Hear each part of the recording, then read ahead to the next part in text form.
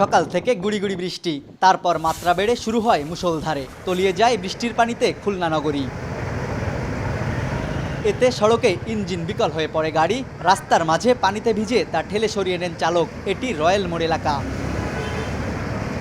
টানা বৃষ্টিতে হাঁটু সমান পানিতে তলিয়ে যায় নগরীর শান্তিধাম মোড়, টুটপাড়া, পিটিআই মোড় সহ বিভিন্ন এলাকা।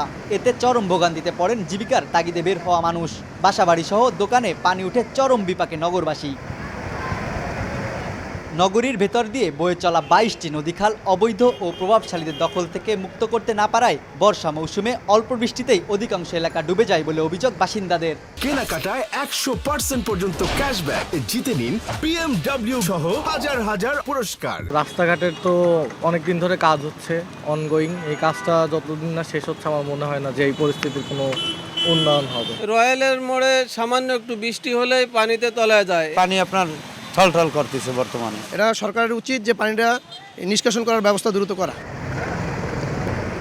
তবে জলাবদ্ধতা নিরসনে সিটি কর্পোরেশনের চলমান উন্নয়ন কাজ দ্রুত শেষ করার দাবি জেলা প্রশাসকের। রূপসা নদীর নাব্যতা বৃদ্ধির যে প্রচেষ্টা আছে সেই প্রচেষ্টাটিও আমরা সরকারকে ইতিমধ্যে জানিয়েছি এবং আমরা আশা করছি যে ব্যবস্থাটা হয়ে গেলে এইটা থেকে অবশ্যই নগরবাসীর সুফল হবে।